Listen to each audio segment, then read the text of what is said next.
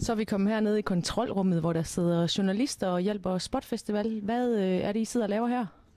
Jamen, vi er 20 studerende fra Journalisterskolen, som dækker Spot sammen med DR. Det gør vi på de sociale medier, og så laver vi også regulære nyheder ud fra det, der kommer ind på de sociale medier. Og det, vi så sidder og laver hernede, det er, at vi sidder og følger strømmen, sidder og bestemmer, hvad der skal i vores live-blog, og så sidder vi ligesom og forsøger at dirigere vores klassekammerater ud på de forskellige opgaver, som vi har planlagt i løbet af dagen. Vi laver koncertreportager for nogle udvalgte koncerter, og så sidder vi ellers og prøver at få brugernes bidrag ind på DR, som vi har et samarbejde med.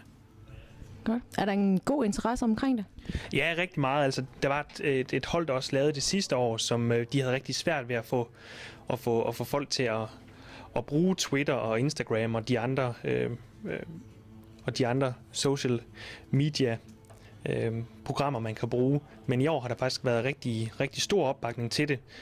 Det skyldes også, at vi inden festivalen, sådan en måned forinden, har lavet nogle forskellige koncepter og forsøgt at få folk med på ideen. Så det ser ud til, at folk er med på bølgen. Det hænger måske også sammen med, at nu er Twitter ikke særlig stort i Danmark, men lige præcis musikbranchen og musikerne, de er i dialog med deres fans på Twitter. Og så er det klart, at når man bruger det i sådan en festivalsammenhæng, så er der lidt større opbakning til det. Jeg har fundet Philip fra Tagolago her. Du sad med din mobiltelefon lige før. Ja. Så vil jeg høre dig, social media, er det noget, du bruger her på festivalen? Altså sådan noget som Facebook, Instagram, Twitter?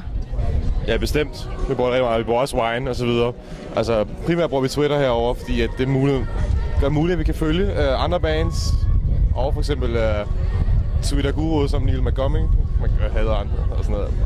Altså, vi kan lidt komme i kontakt med folk, og vi kan se, hvad folks reaktioner på koncerten var. Vi spillede her i går inde for scenen lige bag os, hvor der var flere folk, der twittede billeder gennem Instagram og optog Wine-videoer og sådan. Så er det muligt at opleve, hvordan. Altså. Går man så ind og er aktiv med brugerne, eller hvordan gør man? Ja, så kan man kommentere, hvis de har gjort noget fedt, eller optaget en fed lille video, eller smidt et fedt billede op, eller retweet det gennem vores netværk. Så det er ret fedt, for eksempel Twitter, at det er på en måde bliver lidt mere en lige symmetrisk kommunikation. Man er lidt på åndhøjde, selvom det er man gennem et medie stadigvæk. Ja, men man føler, man er lidt connected. Ja. Godt, jamen tak skal du have.